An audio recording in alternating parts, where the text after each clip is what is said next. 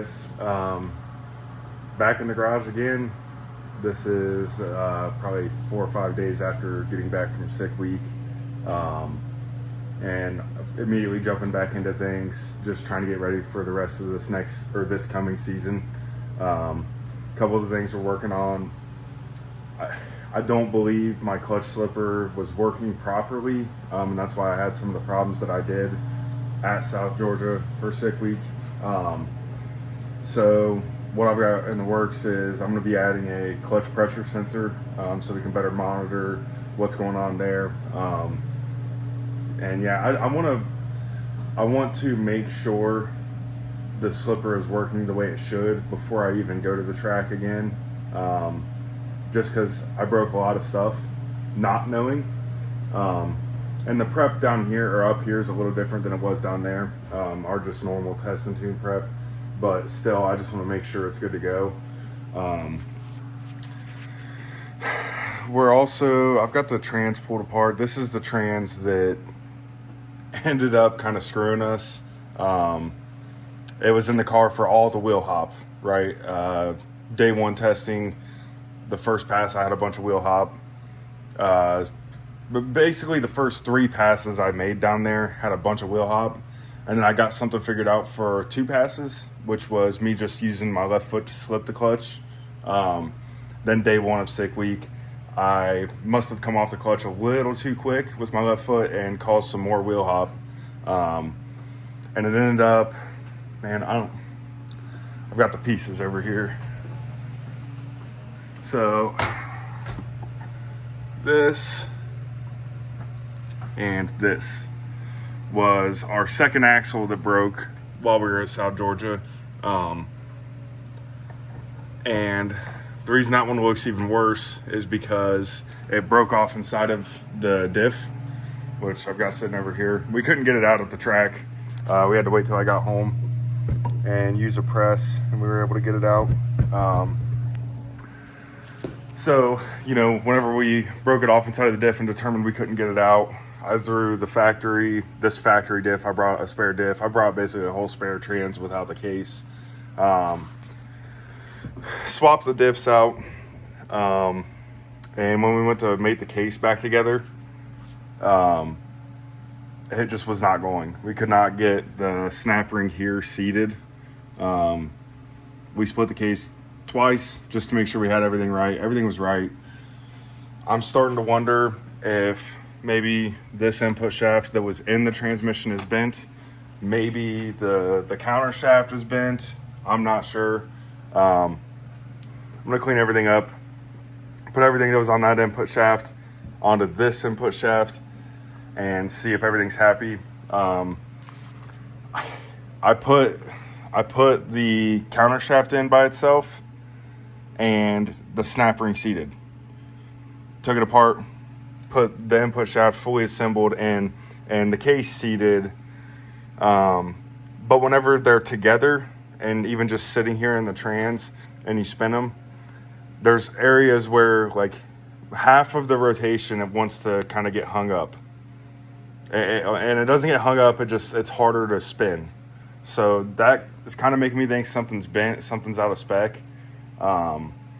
And that's what's been giving us problems. And it wouldn't surprise me, this factory stuff combined with all of the wheel hop on such a sticky surface that I had, and not really making a lot of power, it wouldn't surprise me if something really did bend and is now out of spec. So that's what I'm working on now. I've also got to, if I can put something together that works for this transmission, I got to do a time cert on this case. So maybe I could show you guys some of that. But yeah, that's what we're working on now.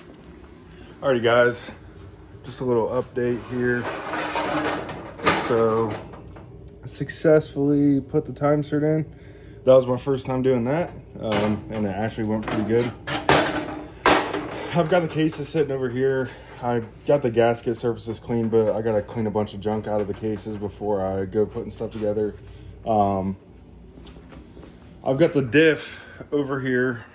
I'm probably not gonna pick it up on the camera, but maybe. Some of the splines are in kind of rough shape. and it's not the axle is not wanting to go in. I'm glad I checked this before going ahead and assembling everything, because that would have sucked. So I'm just going through, and I'm gonna use this file. Maybe we'll have some luck and get the splines cleaned up enough, but not take too much material away to where the axle will go in and out good. Once I get that done, I'll get everything cleaned up, get the ring gear swapped around, and then start throwing this transmission back together. So yeah. All right, guys, another update. Kind of ran into a wall. Good news on one hand, bad news on the other. Well, good news, because either way it was going to be bad news. But so I disassembled the diff. Never done this before. I was trying to take it apart in reverse order and accidentally dropped some of these washers. Luckily, I found the source on a forum, and someone else confirmed it, of how these conical washers go to set the preload. But once I had the diff disassembled, I was able to, so this is where the axle goes. This is the axle splines. And I was able to confirm that the splines are okay. So I've been trying to get the splines to be good. I've been kind of wasting my time, right, for the past couple hours. After I discovered that, I'm like, well, why is the axle not wanting to go in, right? So went ahead, and this is, I don't know what piece of the diff you would call this, but I've got it disassembled here. And you got to drop the axle in, and it meets resistance. It's this surface right here. I've taken material away. I feel like I've taken enough material away that if it was a burr or something, it would definitely go now. It's still not going. So I'm going to stop. I'm going to call it for the night. I'm going to hit up M Factory to see if they have any advice. But, I mean, good news, because the splines, if the splines were that bad, I was questioning whether I would be able to repair them good enough. With the splines being good, I mean, I'd say that's good news, but I'm scratching my head as this surface is so smooth, and it's not just this end of the axle I'm trying to put in. I've tried this intermediate shaft here. I've got an axle right there I was trying to insert.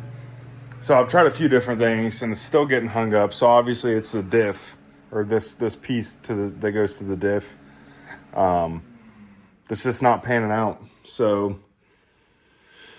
I ended up taking the diff bearing off, just to make sure, so I could see this surface, make sure there was no cracks or anything.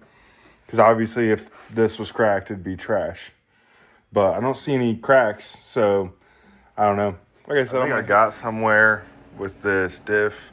As you can see, I got the axle end into the diff. I don't know if I recorded this the other night, but I took the diff apart just to kind of investigate as to what's going on, which was super nice, because I've got the splines for this side of the diff that I didn't think were engaging with the axle, and that led me into figuring out that while the splines aren't perfect, the splines were going in fine. So the splines weren't the problem. It was this surface right in here. I smoothed it out enough for that to fit pretty snug. As for how out of spec that is, and if it's going to cause any problems, we'll find out. I'm going to get in contact with M Factory and see what they think. I'm sure they're going to be like, oh, send it in. But I think I'll be okay to run it. Worst case scenario, hopefully. Worst case scenario is that this grenades and destroys that case sitting over there. Best case scenario is it works good. Hopefully, if it's not going to work out, it'll be making some noise, maybe putting some heat into that axle, and I'll pay attention to that. And if it's doing that, and it feels abnormal, then I'll pull it out.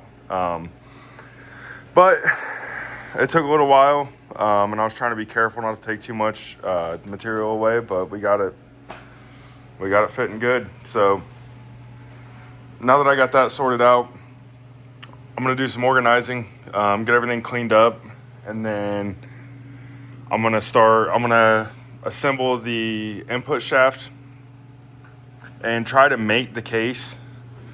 And that's the next problem is, this is a different input shaft than what was originally in it. That input shaft's sitting over there. So, I'm suspecting that the input shaft's bent. So we're going to install this one with all the same gears and everything, synchros, and see if the case goes together like it should. If not, then I'll probably, I guess the case could be out of spec. I doubt it. I feel like with that being a cast aluminum, that stuff's super brittle. So I feel like if that was out of spec, it'd probably be cracked. So for something to move permanently on that, I feel like it would crack. That's just my, estimated guess, if you will. Whatever. But, if it, or one of these gears isn't meshing well. We'll see though. We'll get there tonight. Alrighty guys, I got the diff reassembled, got the ring gear put on, and got everything cleaned up as best I could and laid out. I've got my GoPro taped to the vise so it doesn't fall over. I need to work on getting some better mounting or whatever.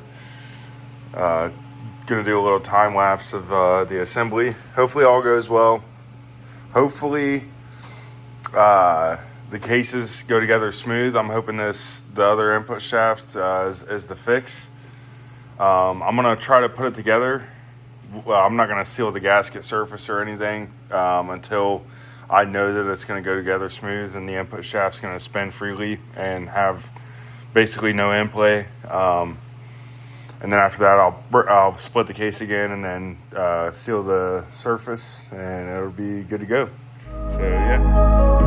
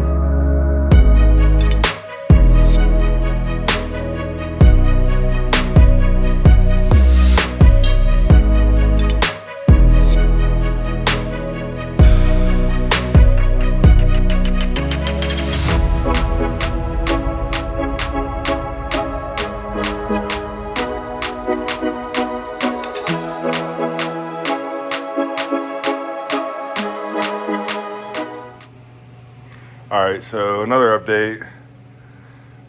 Didn't go as planned. The case, I'm starting to lead towards the case. Something with the case is out of spec. I have two different EP3 gear sets. And I've tried both, tried to put the case together, and it's not panning out.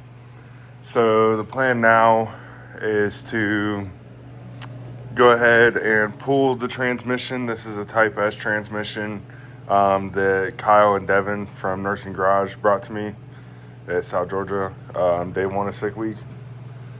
So I'm going to yank that.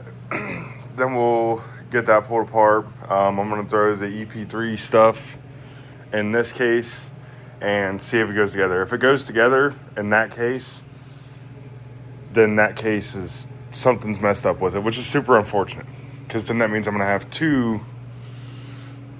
actually three complete gear sets in one case, and it's hard to find just a case.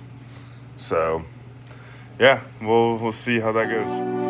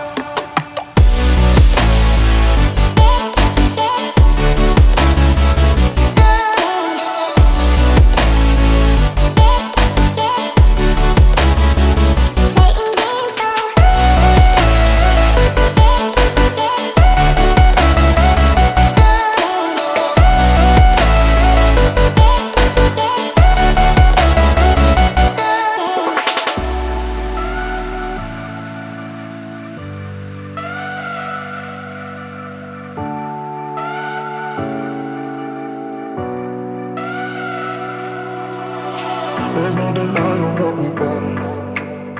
There's no denying what we want. Playing games, no. There's no denying what we want. There's no denying what we want. Playing games, no. There's no denying what we want. There's no denying what we want. Playing games, no. There's no denying what we want. There's no denying what we want.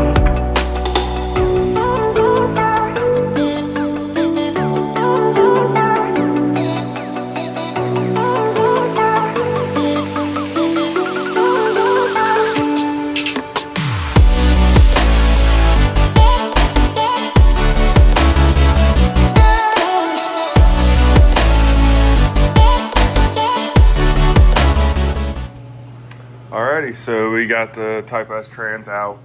I'm going to throw it up on the bench, get it tore apart, and basically use everything that was inside of this trans. I went ahead because, in theory, I switched the input shaft thinking that it was bent. That didn't do anything. Still had problems getting the case to mate. So I put the other input shaft in, or I took apart the input shaft and put all of the gears that came on this input shaft to begin with on that input shaft. So, that's technically how it's supposed to be. It's just like the ring gear and the pinion gear on the counter shaft. Technically, even if it is the same ratio, they're kind of matching sets. It's the same thing with the gears. I wouldn't hesitate to, if I chewed up this gear and I had a replacement just for third gear here, but not on the main shaft or the counter shaft, I would still probably do it. But if it's an option, you try to keep the gears as a matching set. So I got that all swapped back around. We're just going to throw the transmission up here and get it tore apart.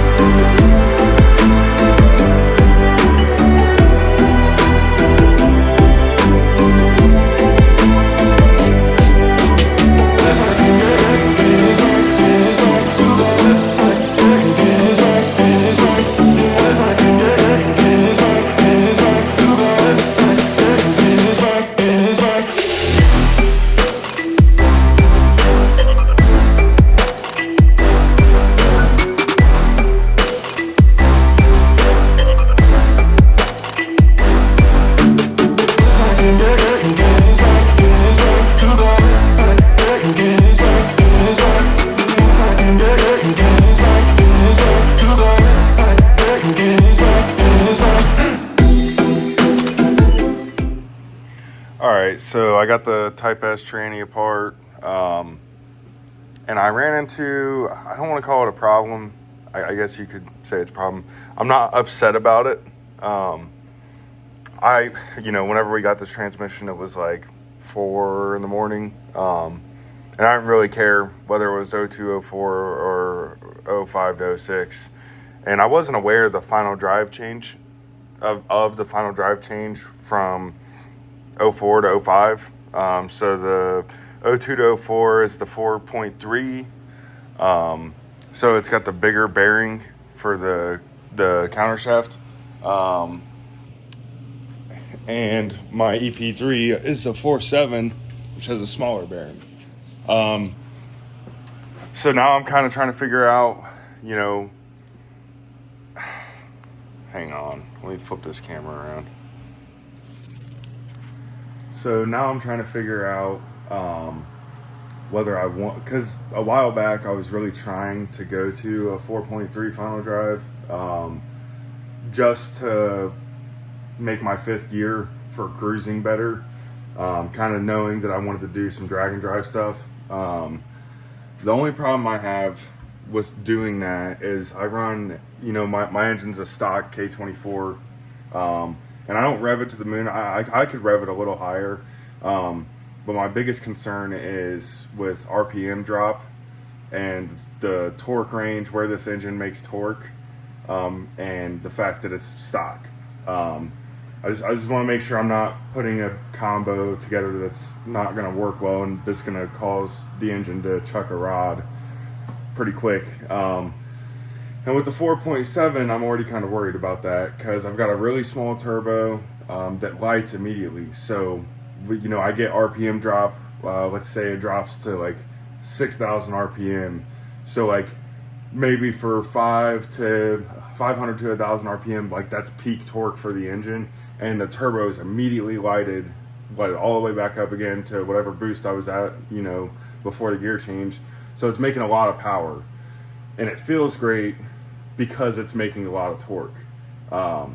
If I go and change the final drive and, now my RPM drops even harder and I've got the turbo that's going to light immediately, I just want to make sure I'm not just destroying an engine because of the combination I put together. So I'm going to write down the ratios. Maybe I can, because the other nice thing about the 4.3 is lengthening your first gear and maybe even your second gear a little bit. So get you up out of the 60 foot without shifting.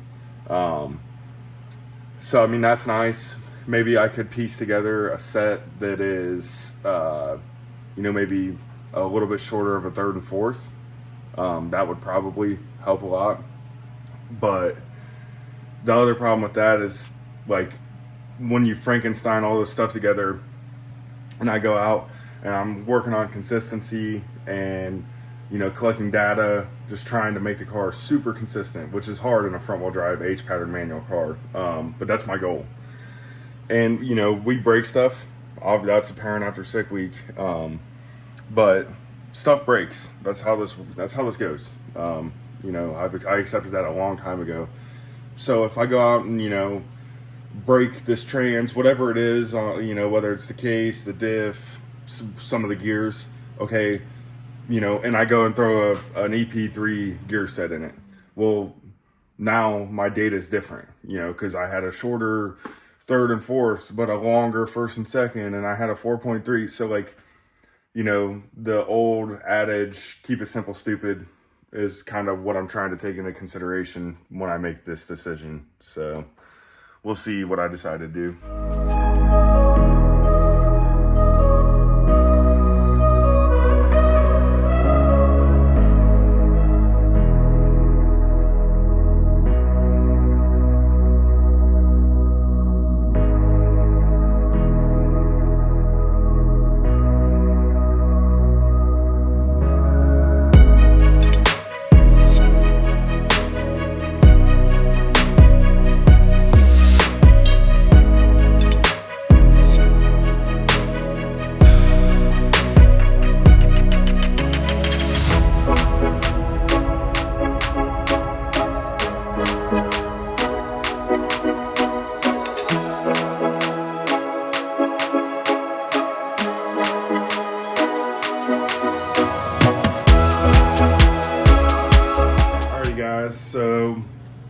I made my decision on the 4.3 versus 4.7 final drive. I decided to stick with the 4.7. The benefits didn't outweigh. The cons didn't outweigh the benefits with going to the 4.3. Really, the two benefits I was looking for was a longer first gear to help me with my short track, and then a longer, if I added a sixth gear, or even if I just kept the EP3 fifth, was to have a longer, basically overdrive gear for cruising, especially for stuff like sick week, drag and drive stuff.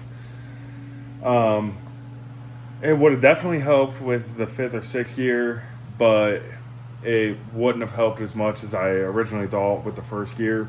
So I'm sticking with the 4.7.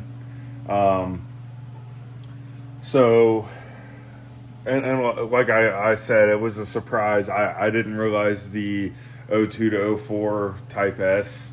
I didn't realize that transmission came with a 4.3 final drive. So once I realized that, I went ahead and I had that case up on the workbench, and I popped that bearing out. I put the 4.7 bearing in the freezer so it would shrink up a little bit, and then I got that in the Type S case you can see here. So here's the 4.7 bearing. I've got this all ready to go. I got everything nice and organized. And as you can see, there's no diff to be seen. I got in contact with M Factory, and I kind of knew they were going to suggest this. I just had some time to think about it. They suggested I send the diff in for inspection. They said whenever an axle breaks off inside of the diff, it can damage other stuff, which I kind of figured. When I opened the diff myself, I didn't see anything crazy other than that, it's like the outer case of the diff where the axle rides on, and there's it's kind of like an oiling surface is what it seems like. So that part was definitely damaged, but nothing else seemed damaged. The dude from M Factory said that he would inspect it and replace anything that needed replaced for cost of parts. So I figured, I'm not in a rush. We're in the off season. I'd hate to put everything back together and, go out first week this season and have problems. So I went ahead and sent the diff off. So I'm waiting for that to come back.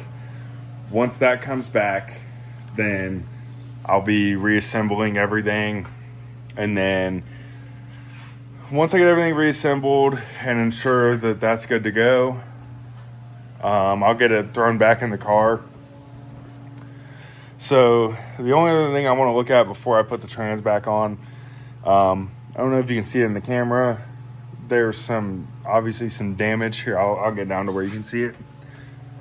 There's obviously some damage to the pressure plate, and that's from sick week. You can see it on right here.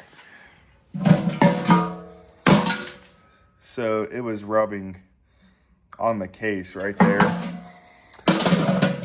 And the reason it was rubbing is because something's out of spec. Like I said, I was suspecting that it was the case, and I'm pretty sure it is. We were out of options, and we couldn't get the snap ring to seat, which is unusual. We split the case twice and tried to reseal it and get everything going good, and nothing was working.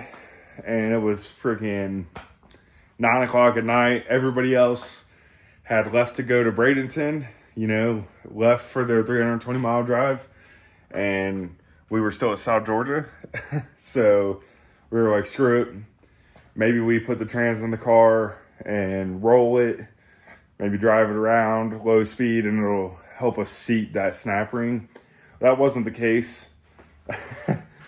It sounds goofy, looking back, but we were out of options, man. That didn't pan out. Turns out something was bound up, and it wound up bulging the case of the transmission to the point where it was now making contact with that clutch. And we couldn't even roll the car. It was 10 o'clock at night by the time we had it ready to start. And we went to crank it, and it sounded like the starter was seized up. It just sounded stupid. Something was wrong. And I was like, well, let's see if we can roll the car.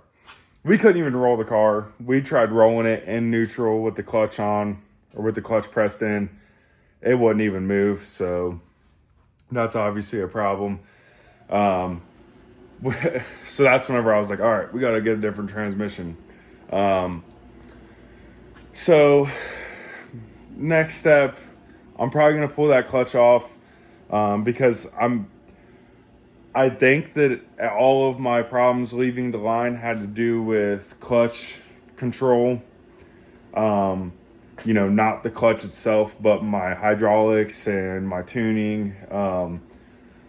But just to be safe, I've got the transmission off. I'm going to pull the clutch off and inspect everything, and then throw it back on. And after that, now obviously after I get the diff back and the transmission is ready to go, I'll get it all thrown back into the car.